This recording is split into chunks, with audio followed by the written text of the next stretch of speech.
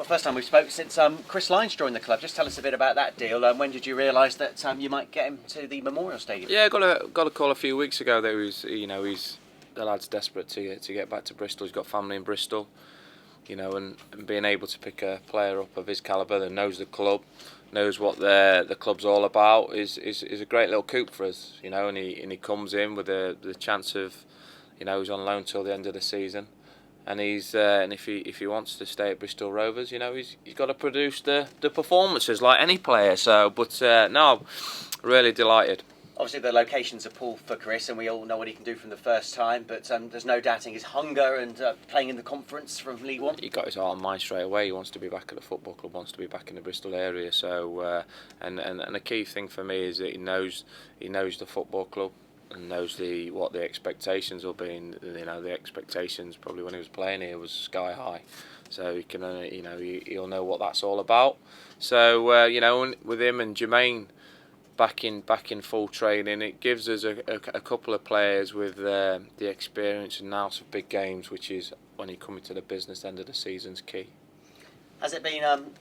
Remember earlier in the season, you were having no luck at all in the transfer market, and now you've got Jermaine and Chris. Is it nice that you're landing these players? Yeah, no, it's nice for the aspect is we've done things very sensibly as a club this year, and we've managed it well, and to be able to bring in the players the back end or in January onwards to strengthen us has been great. Support from the board's been great there because, like I say, it's a very, very tough league to get out of, and we're trying to get out of it the first year of asking. So, to get a couple of players at this part of the season, having done things sensibly and still doing things sensibly, has been great. It's a real statement because your squad is top of the league as it is. So, you're probably happy enough with your squad. I know you got Stuart injured, but to add Chris to it, it's a real bonus. But you need that, for me, you need that experience and know-how. Just to back in, because you're never 100% sure how players are going to handle the running, so to speak. There's not.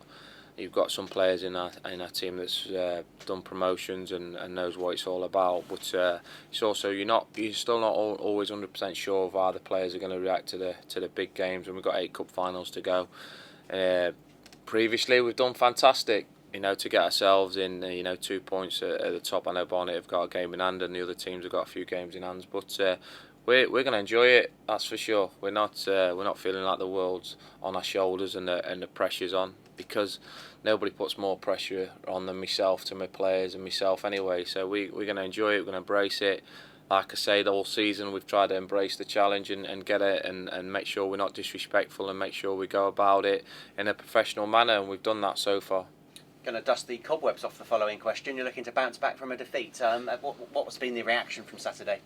Yeah, but listen, it's one of those games where 6 or 7 of our players were nowhere near the standards they'd set themselves, and we didn't play well on the day. You've got to give Eastleigh massive credit. I thought they were excellent on the day and got the rewards. But it's you look at the games all the way through the season. They're always difficult games to win.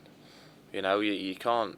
There's no easy game, and like I keep saying to you is that you see how many cup shocks there are in the cup rounds. Well, you got to imagine when a so-called lesser team comes to the Memorial Ground, that they're going to raise the game like it's a cup tie, and that's why make no bones about it. That's why teams like Luton took 6 years, and other teams that are still down here, ex-league teams, they struggle because as soon as you're getting teams coming to you that have been in the cup final, brilliant, Bristol Rovers, 6,000-7,000 fans, happy days, I'm up for this. And that's what we've had to put up with, and we'll still have to put up with, for the remaining 8 games, and we've got to keep making sure we raise above it, and it's about winning football matches. We haven't been pretty at times this season. We've had to win ugly, which is a great sign, and we've got to, with these 8 games to go, we'll try and win games as best we can. And in any title race, in any league, in any country, there's going to be twists and turns. So there might be 1 or 2 setbacks still to come, but it's how you react to them, really. Always how we react, and for me is we don't fear anybody. We respect all the teams we play against, but I know if my lads are on the game and they're working hard for each other as they have done all season. We're a force for anybody, and I'm confident that's the way we approach it. I'm only going on hearsay here, but I'm hearing Halifax's pitch, they've had problems. I mean, you say winning ugly, might you have to win ugly on Saturday? Yeah, just get on with it. We're not going to look for excuses. Halifax are in a situation where, at times we were a little bit last season where they got rugby playing on it, but we're certainly not going to go up there and use the pitch as an excuse. I didn't use it at Dartford as an excuse, which were, if it wasn't Bristol Rovers at Dartford, the game would have been called off. Make no bones about that. So we'll go to Halifax, not moan about the pitch, and we'll get on with it. They're keeping things tight at the moment. Looking at their results. Yeah, no, they've slipped away a little bit just recently. The amount of games they've had to come in, and obviously they had a decent enough FA Trophy run. So the games they've been playing has been a hell of a lot of games. But he does a great job up there. He's had promotions at ex-league club as well. Expectation levels are pretty high up there as well because they want to get back into the league as a lot of other teams in this league. So it'll be a tough one.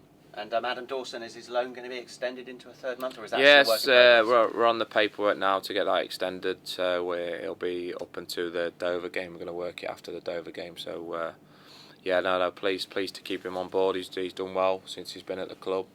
His attitude and effort's been fantastic, and he's another good player to keep for another month. And after Dover, he has to go back regardless, does he? You can't extend Yeah, it. no, that's it's a 92-day loan scenario, so one of those things. But we've managed to push it out so that we can have him available for the second last game.